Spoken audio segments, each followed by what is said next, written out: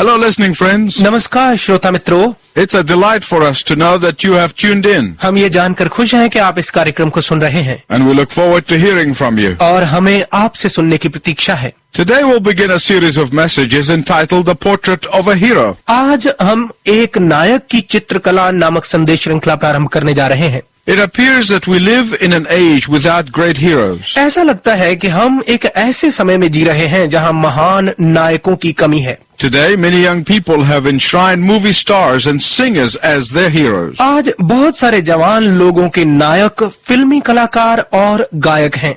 The problem with these people is that they are not famous for anything other than being famous. इन लोगों की समस्या ये है कि ये प्रसिद्ध होने के अलावा और किसी बात के लिए प्रसिद्ध नहीं है। They are known simply by being known. वो केवल प्रसिद्धि के कारण ही जाने जाते हैं। They are not necessarily known for their character. जरूरी नहीं कि वे अपने चरित्र के कारण जाने जाते हों। They are not necessarily known for their sacrifices. जरूरी नहीं कि वे अपने बलिदान के कारण जाने जाते हैं। They are not known for their commitment to others. वे दूसरों के प्रति अपने समर्पण के लिए नहीं जाने जाते, In fact, for the first time in history, बल्कि इतिहास में पहली बार we live in a day where heroes are no longer heroic. हम ऐसे युग में जी रहे हैं जहां अब नायकों में नायकता नहीं है। Most of what we call heroes जिन्हें हम नायक कहते हैं उनमें से अधिकतर are the creation of our imagination. हमारी कल्पना की उपज हैं। They are unreal people. वो बनावटी लोग हैं। They are like synthetic flowers. They look real, but they are not real. वो बनावटी फूलों की तरह है जो दिखाई तो असली देते हैं परंतु असली है नहीं। On the other hand, दूसरी ओर God's heroes are every bit human like the rest of us. परमेश्वर के नायक हमारी तरह सब प्रकार से इंसान हैं। A wise man once said, एक ज्ञानी व्यक्ति ने एक बार कहा, Today, being a hero is about the shortest lived profession on earth. आज नायक बनना धरती पर सबसे कम समय का पेशा है। Even the worship of dead heroes is now commonplace. यहाँ तक कि मृत नायकों की भक्ति भी आम बात है। Yet God wants every father and every mother to be God's hero to their children. तो भी परमेश्वर चाहता है कि हर पिता और हर माता अपने बच्चों के लिए परमेश्वर के नायक बने। God wants every teacher to be a hero to their students. परमेश्वर चाहता है कि हर शिक्षक अपने विद्यार्थियों के लिए नायक बने। God wants every Christian business leader to be God's hero in business. परमेश्वर चाहता है कि हर व्यवसायी मसीही अगुआ व्यवसाय में परमेश्वर के लिए नायक बने। God wants every Christian, whatever service you may be in, to be God's hero in his work. परमेश्वर चाहता है कि हर मसीही चाहे आप कोई भी कार्य कर रहे हैं अपने काम में परमेश्वर के नायक बने।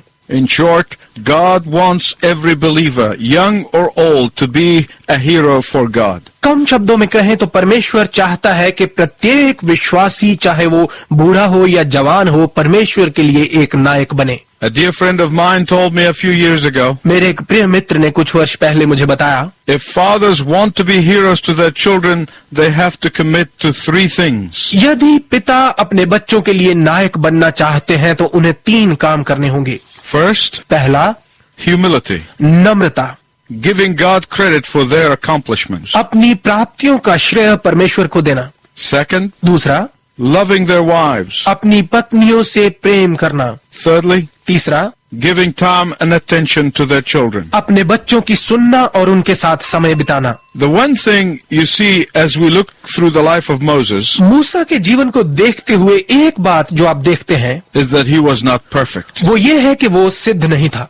We will see him fall and stumble. हम उसे लड़खड़ाते और गिरता हुआ देखेंगे। We will see him try to get it on his own strength and fail. हम उसे अपने बल से कोशिश करते और असफल होते हुए देखेंगे। We will see God stripping him of himself. हम परमेश्वर को उसे उसी से अलग करता हुआ देखेंगे। But we will also see God building him up.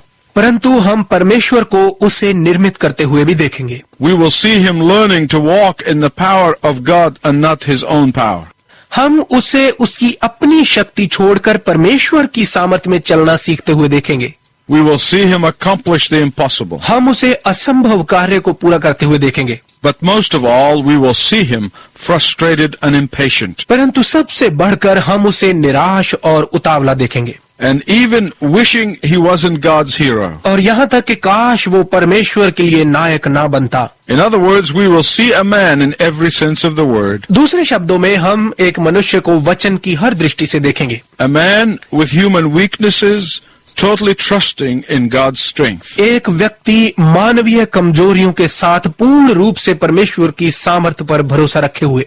And my listening friends, this is the formula for becoming God's hero. और मेरे श्रोता मित्रों, यही है परमेश्वर के लिए नायक बनने का नुस्खा। Someone said about this heroic man, Moses, इस नायक व्यक्ति मूसा के विषय में किसी ने कहा है that if it was Moses versus Pharaoh, then you would have to feel sorry for Moses. कि यदि ये मूसा और फिरौन के बीच में था तो आपको मूसा के लिए दुख होगा, But because it was God versus Pharaoh, then you would have to pity Pharaoh. परंतु क्योंकि ये परमेश्वर और फिरौन के बीच में था तो आपको फिरौन पर तरस आएगा। Heroes are heroes because they inspire others to do better. नायक इसलिए नायक होते हैं क्योंकि वो दूसरों को अच्छा करने के लिए प्रेरित करते हैं। So to be a hero for God, you don't have to attract a lot of attention. तो परमेश्वर के नायक बनने के लिए आपको लोगों का ध्यान अपनी ओर आकर्षित करने की आवश्यकता नहीं है। You don't have to be wealthy or important. जरूरी नहीं है कि आप धनी और बहुत खास व्यक्ति हों। All you need to do is inspire someone. आपको केवल किसी की प्रेरणा बनने की आवश्यकता है। If you inspire one person, you are a hero for God. यदि आप किसी एक व्यक्ति के लिए प्रेरणा बन पाए तो आप परमेश्वर के लिए नायक हैं। My listening friend, listen carefully to what I'm going to tell you. मेरे श्रोता मित्र, जो मैं आपको बताने जा रहा हूँ उसे कृपया बहुत ध्यानपूर्वक सुनिए। It is not the critic who counts, एक आलोचक कोई मायने नहीं रखता, not the man who points out how the strong man stumbles. वो व्यक्ति कोई मायने नहीं रखता जो ये इशारा करता है कि कैसे एक सामर्थी व्यक्ति लड़खड़ाता है, Or how the doer of the deeds could have done them better. या ये कि काम करने वाला व्यक्ति कैसे उस काम को और अच्छा कर सकता था। The credit belongs to the man who is actively in the arena. श्रेय उसी व्यक्ति को जाता है जो पूर्ण रीति से अखाड़े में डटा हुआ है, Whose face is marred by sweat and blood. जिसका चेहरा खून और पसीने से तर है।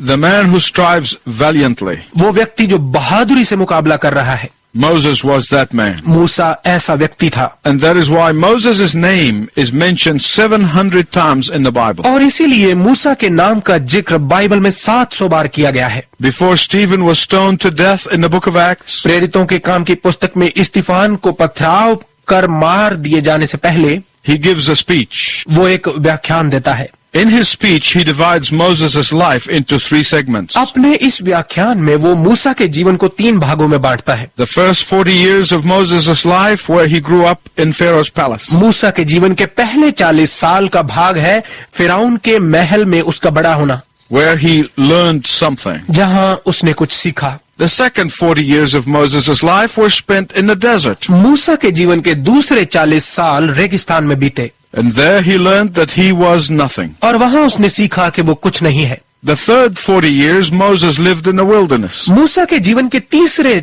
40 साल निर्जन प्रदेश में बीते। There he proved that God is everything. वहां उसने सिद्ध किया कि परमेश्वर ही सब कुछ है। Let me put Moses in a historical perspective. मैं मूसा को एक ऐतिहासिक दृष्टि से पेश करना चाहता हूं। It has been 400 years since God told Abraham that his descendants would be enslaved in a foreign land. मैं मूसा को ऐतिहासिक तरीके से पेश करना चाहता हूं।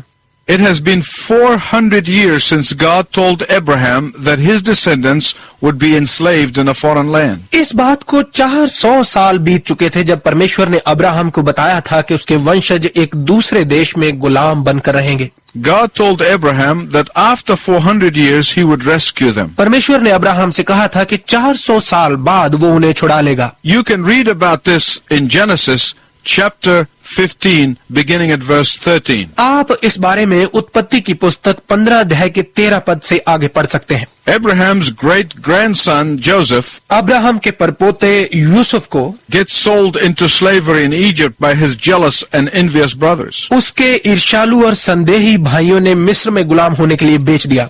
But God brings good out of evil. परंतु परमेश्वर बुराई में से भलाई पैदा कर देता है And he places Joseph in the highest office in the land next to Pharaoh. और वो यूसुफ को उस देश में फिरौन के बाद सबसे ऊंचे पद पर बिठा देता है। When Joseph dies, and his descendants gets numerous, जब यूसुफ मरा और उसके वंशजों की गिनती असंख्य हो गई, a new Pharaoh comes on the scene. तो एक नया फिरौन सामने आता है। But out of fear that the Hebrews would take over the country, परंतु इस डर से कि ये इब्रानी लोग कहीं देश पर कब्जा न कर लें, Pharaoh oppresses them by keeping them knee-high in mud making bricks. वो उनसे ईंटें बनवाने का कठिन काम करवाते हुए उन्हें दबाए रखता है। Then, right on schedule, God raises Moses. और फिर बिल्कुल योजना के अनुसार परमेश्वर मूसा को खड़ा करता है। Moses, whose name means the one who is retrieved from the waters, मूसा, जिसके नाम का अर्थ है पानी में से निकाला गया, was sent to deliver God's people from the slavery.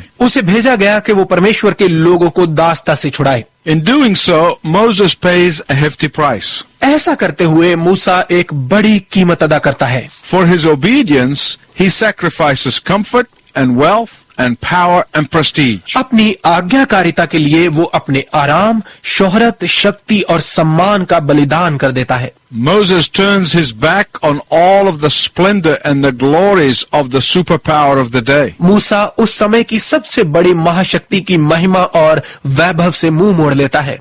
For his obedience, अपनी आज्ञाकारिता के लिए Moses exchanged the amenities of the city for the hardness of the desert. मूसा ने शहर के सुख आराम को रेगिस्तान की कठिनाई के साथ बदल लिया। For his obedience, अपनी आज्ञाकारिता के लिए Moses exchanged the softness of the palace for the ruggedness of tent living. मूसा ने महल की कोमलता को तंबू के जीवन के खुरदरेपन के साथ बदल लिया। And that is why Hebrews 11:24 tells us, और इसीलिए इब्रानियों की पत्री 11 अध्याय का 24 पद हमें बताता है, by faith Moses refused to be called the son of Pharaoh's daughter. विश्वास ही से मूसा ने फिरौन की बेटी का पुत्र कहलवाने से इनकार कर दिया, choosing instead to share the ill treatment with the people of God than to enjoy the fleeting pleasures of sin. उसने पाप के अल्पकालिक सुख का आनंद उठाने के बजाय परमेश्वर के लोगों के साथ मिलकर बुरा व्यवहार सहना उचित जाना। In fact, there is only one common thing among all those names that are mentioned in the book of Hebrews chapter 11. बल्कि इब्रानियों की पत्री 11 अध्याय में दिए गए सब नामों में केवल एक समानता है। Do you know what it is? आप जानते हैं कि क्या है? It is faith. ये है विश्वास। And that is why many people refer to Hebrews chapter 11 as the Faith Hall of Fame. और इसी कारण बहुत सारे लोग इब्रानियों 11 अध्याय का जिक्र कीर्ति के विश्वास कक्ष के रूप में करते हैं। They were men and women of ordinary or even less ordinary abilities. वो बहुत ही साधारण बल्कि इससे भी कम योग्यताओं वाले स्त्री पुरुष थे। They were men and women of ordinary or even less ordinary talents. वो बहुत ही साधारण बल्कि इससे भी कम क्षमताओं वाले स्त्री पुरुष थे। They were men and women of clay feet. वे चिकनी मिट्टी के पैरों वाले लोग थे। But the one thing they had in common was faith. परंतु एक बात जो उनमें सामान्य थी वो थी विश्वास। Faith in the God of the impossible. असंभव कार्य करने वाले परमेश्वर पर विश्वास। 4 times in Hebrews 11 the Bible tells us that it was faith that made Moses to be the hero for God. इब्रानियों की पत्री 11 अध्याय में 4 बार बाइबल हमें बताती है कि ये विश्वास ही था जिसने मूसा को परमेश्वर का नायक बनाया। Jesus said, यीशु ने कहा, a faith as small as mustard seed can uproot a sycamore tree. राई के दाने जितना विश्वास भी अंजीर के वृक्ष को उखाड़ सकता है। Faith as small as mustard seed can move mountains and cast it into the middle of the sea. राई के दाने जितना विश्वास भी पहाड़ों को उठाकर समंदर में डाल सकता है। My listening friends, please listen carefully to what I'm going to tell you. मेरे श्रोता मित्रों, कृपया बहुत ध्यानपूर्वक सुनिए जो मैं आपको बताने जा रहा हूँ। There are some who erroneously think that faith is wishing for something hard enough until you get it. कुछ ऐसे लोग हैं जो गलती से ये सोचते हैं कि विश्वास का मतलब है तब तक किसी ऐसी कठिन बात की इच्छा करते रहना जब तक आप इसे पा न लें। There are others who think that faith is accomplishing certain results that others cannot accomplish. कई ऐसे हैं जो सोचते हैं कि विश्वास का मतलब है कुछ ऐसे खास परिणाम प्राप्त कर लेना जो दूसरे लोग प्राप्त नहीं कर सकते। That could not be further from the truth. यह बात सत्य से बड़ी नहीं हो सकती। Faith, according to the Word of God, परमेश्वर के वचन के अनुसार विश्वास is the ability for us to get out of the way so that God may work unhindered through us. हमारे लिए रास्ते से हट जाने की योग्यता है ताकि परमेश्वर बिना रुकावट हमारे द्वारा कार्य कर सके। Faith, according to the Word of God, is the ability to be a mere channel through which God can bless His people. परमेश्वर के वचन के अनुसार विश्वास केवल वो जरिया बनना है जिसके द्वारा परमेश्वर अपने लोगों को आशीषित कर सके। John the Baptist expressed the very essence of faith when he said, I must decrease and He must increase. यूहन्ना बपतिस्मादाता ने विश्वास का असल सारांश ये कहते हुए निकाला, अवश्य है कि वो बढ़े और मैं घटूं। Back to Moses. मूसा पर वापस आते हैं। By faith, Moses turned his back on prosperity. विश्वास के द्वारा मूसा ने सुख समृद्धि से मुंह फेर लिया।